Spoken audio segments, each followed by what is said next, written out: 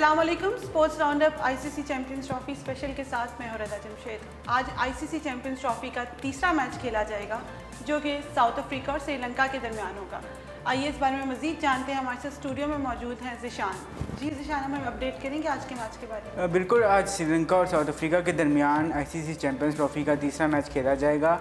On paper south Africa और श्रीलंका का कोई मैच नहीं है। साउथ अफ्रीका इस टाइम दुनिया की नंबर 1 टीम है और अगर आप उनके खिलाड़ियों का जायज़ा लें तो उनके पास दुनिया का एक से एक अच्छा प्लेयर मौजूद है। दूसरी जानिब श्रीलंका जो है वो आजकल काफ़ी बहरानों का शिकार है। संगाकार और जयवर्धने के जाने के बाद से वो अभी तक समझ नहीं पाए हैं और अभी तक वो अपने नए प्लेयर्स को आजमा रहे हैं। उनकी टीम सेटल नहीं हो पाई है और उस पर सोने पर सुहागा ये है कि उनके जो कप्तान हैं एंड्रू मैथ्यूज़, उनकी भी काफ़ी इंजरीज़ के इश्यूज़ आ रहे हैं। तो ओवरऑल अगर आप देखें तो साउथ अफ्रीका और श्रीलंका का उस तरह से कोई कंपैरिजन नहीं बनता है, लेकिन क्रिकेट है, आप कुछ कह नहीं सकते हैं और जो डे पे अच्छा खेलता है हमेशा वही जीतता है। तो देखते हैं कि क्या होता है।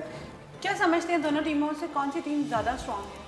साउथ अफ्रीका ऑब्वियसली ज़्यादा स्ट्रॉन्ग है क्योंकि वो एक सेटेड यूनिट है और पिछले 4 साल से साउथ अफ्रीका ने जिस तरह की परफॉर्मेंस दी है उसके बाद इस बारे में कोई दोहराई नहीं है कि अगर वो ये चैंपियंस ट्रॉफी जीतते हैं तो वो डिज़र्व करते हैं चैंपियंस ट्रॉफी जीतना। और दूसरी जानिब अगर आप श्रीलंका की बात करें तो वो अभी काफ़ी स्ट्रगल कर रहे हैं। अभी पिछले दिनों में भी वो जब साउथ अफ्रीका गए थे तो वहाँ पर भी उनके जो हालत थी वो बहुत बुरी थी और उनके जो कैप्टन हैं एंड्रू मैथ्यूज़ वो ज़ख्मी हैं। जिनके नायब कैप्टन हैं दिनेश चंदीमल, उनके भी काफ़ी दूसरे चल रहे हैं और जिनके मतलब नए बैट्समैन आ रहे हैं वो उस तरह से जिम्मेदारी नहीं ले रहे। तो ये श्रीलंका के इशू है कि संगाकार और जयवर्धने के जाने के बाद उन्हें उस तरह से उनकी गैप फिल करने के लिए अभी तक कोई खास खिलाड़ी नहीं मिला है और इसी वजह से श्रीलंका की जो टीम है वो इस टाइम आईसीसी रैंकिंग में भी काफ़ी सफ़र कर रही है। ज़िशान, मुझे बताएं कि आज की वेदर कंडीशन क्या रहेगी? आज ये मैच जो है ओवल क्रिकेट ग्राउंड पे खेला जाएगा लंदन में और जो वेदर कंडीशन है वो सनी ही लग रही हैं। तो और इंग्लैंड के वेदर का कोई पता नहीं होता कि मतलब आपको नज़र आ रहा होता है कि सनी और अचानक बारिश हो जाती है।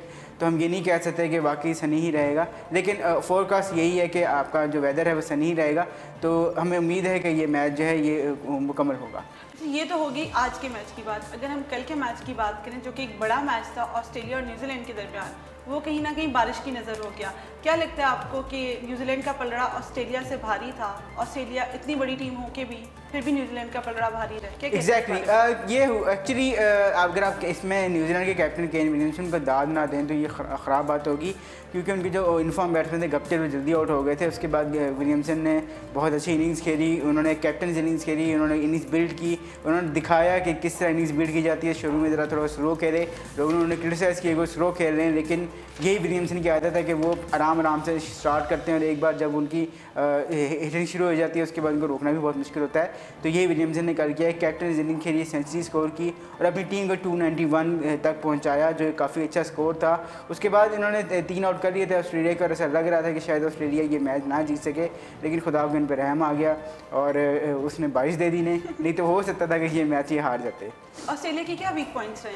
ऑस्ट्रेलिया के वीक पॉइंट्स में सबसे बड़ा मेरा ख्याल है जो वीक पॉइंट था वो उनकी बॉलिंग में था। ये जब केन विलियमसन और टेलर और नील ब्रूम ने जब पार्टनरशिप लगाई हुई थी तो उस टाइम ऐसा लग ही नहीं रहा था कि कोई बॉलर इनको आउट कर पाएगा और ये ऑस्ट्रेलिया की सबसे बड़ी वीकनेस मौजूद हो रही थी क्योंकि कल उनके जो सबसे स्टार बॉलर हैं मिचेल स्टार्क, उनकी बॉलिंग में वो चीज़ नज़र नहीं आ रही थी।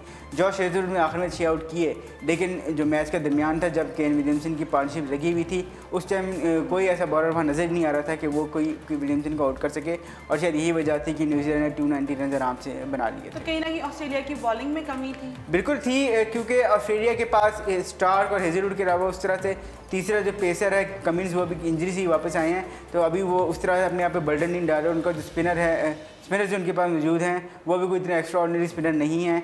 तो ऑस्ट्रेलिया को बाद में मुश्किलात ये हो सकती हैं चैंपियंस ट्रॉफी में कि अगर कोई अच्छी टीम उनके खिलाफ स्कोर करना शुरू कर देती है तो हो सकता है कि उनके जो बॉलर्स हैं वो पैनिक करें और काफ़ी लंबा स्कोर करा लें, फिर उनकी बैटिंग लाने पर प्रेशर आए और वो मैच हार जाए। अच्छा ज़िशान, कल इस टूर्नामेंट का शायद सबसे बड़ा टकराव होगा जो कि पाकिस्तान और भारत का टकराव होगा। इस मतलब पाकिस्तान और भारत के मैचेस में एक अवाम का जो जोश होता है वो किसी और ही तरह का होता है। मुझे एक बात बताएं कि क्या लगता है कि पाकिस्तानी टीम कितना स्ट्रांगली इस मैच को खेल पाएगी? वही चीज़ आती है कि ये डिपेंड करता है कि पाकिस्तानी टीम इस मैच का प्रेशर लेती है कि नहीं। ये गेम प्रेशर की होती है। अगर आपने प्रेशर दे दिया तो वो आपके जितने अच्छे मर्जी खिलाड़ी हों उस प्रेशर के दबाव में आके आप परफॉर्म नहीं कर पाते। और अगर आप प्रेशर नहीं रहेंगे, आप एक मैच को मैच ही की तरह खेलेंगे तो वो आपके लिए ज़्यादा अच्छा होगा, क्योंकि फिर आप उसको एक आम मैच की तरह खेलेंगे, अपनी स्ट्रेटजी बनाएंगे, प्लान बनाएंगे और उसको एग्जीक्यूट करेंगे। अच्छा, आपको लगता है कि ना कि पाकिस्तानी टीम बहुत प्रेशर ले लेती है? एग्जैक्टली और इसमें मीडिया का भी हमारा किरदार है और बहुत सी चीज़ें हैं, लेकिन मेरा ख्याल है कि ये टीम जो है ये नई है, ये उस तरह से इंडिया से कभी उस तरह नहीं भिड़ी हुई, तो हो सकता है कि ये इंडिया के जो मैच है उसको उस तरह से ना ले सीरियस जिस तरह से हमारी पुरानी टीमें रहती थी, क्योंकि ज़ाहिर है वो एक्सपीरियंस टीमें थी, उनसे ज़्यादा तवक्कुआ थी। ये ज़रा थोड़ी इनएक्सपीरियंस टीम है, तो इससे लोगों को उतनी तवक्कुआ शायद नहीं है। लेकिन ये भी तो हो सकता है कि यंग प्लेयर्स खेल रहे हैं, एक्सपीरियंस इतना नहीं है, तो हो सकता है कि प्रेशर भी फिर ले लें। और हाँ हो सकता है, लेकिन मेरा ये ख्याल है कि ये क्योंकि यंग प्लेयर्स हैं, इन्होंने उस तरह से इंटरनेशनल क्रिकेट अभी नहीं खेली। बाबर आजम हालांकि पिछले 2 साल से टीम में और काफ़ी अच्छा परफॉर्म कर रहे हैं, लेकिन वो इंडिया के ख़िलाफ़ नहीं खेले। शादाब खान बहुत अच्छी फाइंड हैं, वो भी इंडिया के ख़िलाफ़ नहीं खेले। तो ये तो ऐसे खिलाड़ी हैं जो इंडिया के ख़िलाफ़ बहुत अच्छा परफॉर्म कर सकते हैं और मुझे उम्मीद है कि करेंगे। और मुझे ये भी लगता है कि हमारे जो तजर्बेकार खिलाड़ी हैं, फीस, शोएब मलिक और सरफराज, इन्हें भी ज़रा अब थोड़ा गेम को ऊपर आना पड़ेगा। ये एक ही तरह की बैटिंग किए जा रहे हैं, एक ही तरह की बैटिंग किए जा रहे हैं, तो हो सकता है कि इनमें से किसी को थोड़ी की जिम्मेदारी रहे कि अगर आपको बीच के अंदर कोई शॉट्स वगैरह की ज़रूरत पड़े तो वो शॉट्स लगाई जाएँ, क्योंकि आप ये सारा कुछ नीचे इमाद आज़म या किसी और पे नहीं छोड़ सकते, इमाद वसीम पे नहीं छोड़ सकते। आपको ये काम खुद भी करना पड़ेगा, क्योंकि उम्र अकबर अब नहीं है। आप उनको पावर हिटर और भी यूज़ करना चाह रहे थे, अब वो क्योंकि नहीं है तो ये काम आपको ही करना पड़ेगा। ये तो हमने बैटिंग की बात करी, लेकिन हम बॉलिंग की बात पे आए। क्या एक्सपेक्ट करते हैं वहाब रियाज से और आमिर से? उनकी बॉलिंग कितनी अच्छी कल परफॉर्म करना चाहिए? हाँ, अब ये है कि आमिर जो है ये तो क्योंकि नया गेंद करते हैं और अच्छा नया गेंद स्विंग करते हैं, तो अगर इन्हें कंडीशन मिल गई तो ये इंडियन बैटिंग लाइनअप को मुश्किल डाल सकते हैं। क्योंकि हमने देखा हुआ है, एशिया कप में भी देखा था, जब वर्ल्ड T20 में भी देखा था कि जब वहाँ पे गेंद स्विंग हुआ था तो इंडियन बैट्समैन आमिर के सामने घर पे आए हुए नजर आ रहे थे, उनका बहुत अच्छा स्पेल रहा था।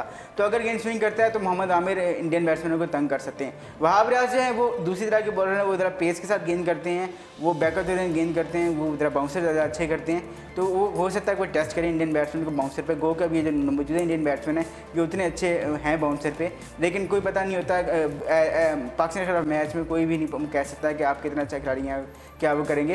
तो ये हो सकता है कि वहाब रियाज उन्हें अपनी तेज़ रफ्तार गेंदों से टेस्ट करेंगे और देखेंगे कि वो क्या उनके साथ वो कर सकते हैं। हसन अली जो हैं वो अभी नए आए हैं, काफ़ी अच्छा परफॉर्म कर रहे हैं, लेकिन वो भी इंडिया के खिलाफ पहला मैच खेल रहे हैं। ये उनके लिए पॉजिटिव पॉइंट भी है कि वो उन्होंने अभी तक इतना प्रेशर मैच नहीं खेला, तो अगर इतना अच्छा प्रेशर मैच अच्छा खेलेंगे तो ये उनके कैरियर के लिए अच्छा होगा, क्योंकि उन्हें प्रेशर हैंडल करना आएगा। और अगर आप बात करें चौथे जो पेसर हैं हमारे जुनैद खेलते हैं, तो उनकी जो परफॉर्मेंस थी 2012 में इंडिया के अंदर, उन्होंने विराट कोहली को 3 बार आउट किया था और उसके अलावा भी उन्होंने बहुत अच्छी परफॉर्मेंस दी थी। और ये कह चुके हैं कि मैं विराट कोहली को फिर दोबारा आउट करना चाहूँगा, तो हमें उम्मीद है कि वो विराट कोहली को एक बार फिर आउट कर देंगे। अच्छा, इंडिया की टीम के बारे में क्या ख्याल है? इंडिया की टीम अब हम जानते हैं कि वो काफ़ी सेटल्ड यूनिट है, पिछले 2-3 साल से वो काफ़ी सेटल्ड यूनिट है और उनकी जो परफॉर्मेंसेस हैं वो बहुत अच्छी जा रही हैं। तो हमें उनसे ये एक्सपेक्ट करना चाहिए कि वो इसी तरह खेलेंगे और इसी तरह परफॉर्म करेंगे। और इंडिया की जो टीम में मेरा ख्याल है जो वीक पॉइंट वो हो सकता है, मेरा ख्याल है वीक पॉइंट हो सकता है वो उनके ऑलराउंडर्स का हो सकता है, क्योंकि इंडिया के पास एक पांड्या ऑलराउंडर हैं, लेकिन उसके अलावा उनके पास लोअर मिडल ऑर्डर में कोई बहुत अच्छे ऑलराउंडर मौजूद नहीं है। तो अगर इंडिया के ऊपर से 2-3 बैट्समैन जल्दी आउट हुए और उनके मिडल ऑर्डर और लोअर मिडल ऑर्डर पे प्रेशर आया तो हो सकता है कि हमें फ़ायदा हो और हम उनको जल्दी आउट। इंडिया की बॉलिंग कितनी स्ट्रॉन्ग लगती है आपको? इंडिया की बॉलिंग अच्छी है। अब जिनके पास नए बॉलर आए हैं, यादव और शामी, वो अच्छे बॉलर हैं, वो पेस के साथ गेंद करते हैं और स्विंग भी कर सकते हैं, और उनके साथ जो है यादव ऑलराउंडर्स भी मौजूद हैं, स्पिनर्स भी मौजूद हैं, तो उनकी बॉलिंग लाइनअप काफ़ी अच्छी है। लेकिन ये डिपेंड करता है समटाइम्स के कंडीशन उन्हें क्या मिलती हैं, पिच क्या मिलती है और उस डे के ऊपर वो कितना अच्छा प्रेशर ले सकते हैं। अच्छा, मुझे लगता है पाकिस्तानी टीम जो प्रैक्टिस कर रही है वो 10 ओवर प्लान पे कर रही है, क्या लगता है स्ट्रेटजी ठीक है पाकिस्तानी टीम की? ये इस लिहाज से मेरा ख्याल है स्ट्रेटजी ठीक है कि इस चीज़ से आपके ऊपर प्रेशर ज़रा कम आता है, क्योंकि फिर आप गेम को अपनी तरह डिवाइड करके एक ख़ास प्लान के तहत चलते हैं, जो एक ठीक बात है, क्योंकि आपने नॉर्मली 50 ओवर प्लान के साथ ही जाना होता है। लेकिन क्योंकि आप एक इंडिया का मैच खेल रहे हैं, काफ़ी प्रेशर मैच खेल रहे हैं, तो आप उसके लिए तैयारी ज़रा थोड़े अलग तरीके से कर रहे हैं। ये एक अच्छी चीज़ है। मिकी आर्थर जो हमारे कोच हैं उन्होंने स्ट्रेटजी अपनाई है, तो मेरा ख्याल है कि अल्लाह करे ये स्ट्रेटजी काम करे। ये स्ट्रेटजी इतनी इस लिहाज से अच्छी है कि आपके जो खिलाड़ी हैं उन्हें इस चीज़ से ये मौका मिलेगा कि वो अपने गेम प्लान को जो है वो अच्छे तरीके से एग्जीक्यूट कर सके।